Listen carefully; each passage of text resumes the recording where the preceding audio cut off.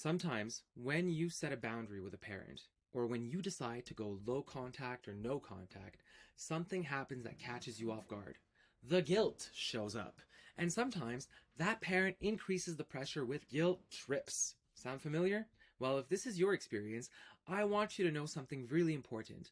A guilt trip is not a sign that your boundary is wrong. It's actually a sign that the boundary is new. Hi, my name is Joseph-Alexandre, and I'm a relational support counselor offering support to adults who want to understand their limits and communicate with clarity and to reconnect with their inner peace. And today, I want to share with you 4 tips that can help you stay grounded when guilt or pressure shows up after you've set a boundary. So, number 1, a guilt trip is not love. When a parent uses guilt or comments or emotional pressure, it often comes from their own discomfort with the boundary. It's not your job to fix their reaction. You are allowed to step back when a relationship affects your well-being. Number 2, guilt does not mean that you are wrong. Feeling guilty is a normal emotional reflex.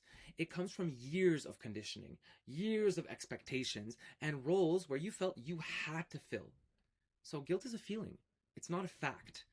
It doesn't mean that your decision is harmful or disrespectful.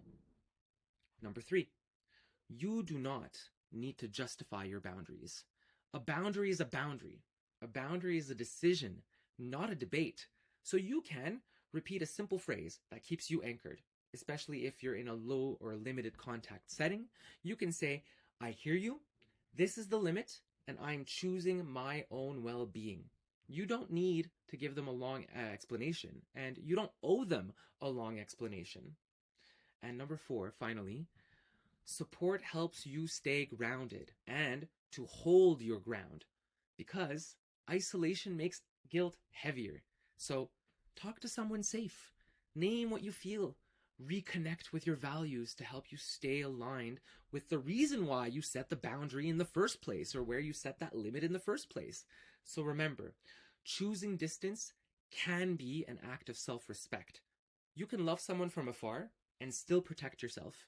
And you can care for them and still choose peace, your own peace. So if you want support in any of these ways in understanding your boundaries, responding to pressure and guilt trips, staying grounded through difficult family dynamics, book a session with me. I offer free 15-minute exploratory consultations, and it'll allow you to see if my approach fits your needs. I'm here for you, and I'd be happy to meet you, and I look forward to seeing you again. Take care.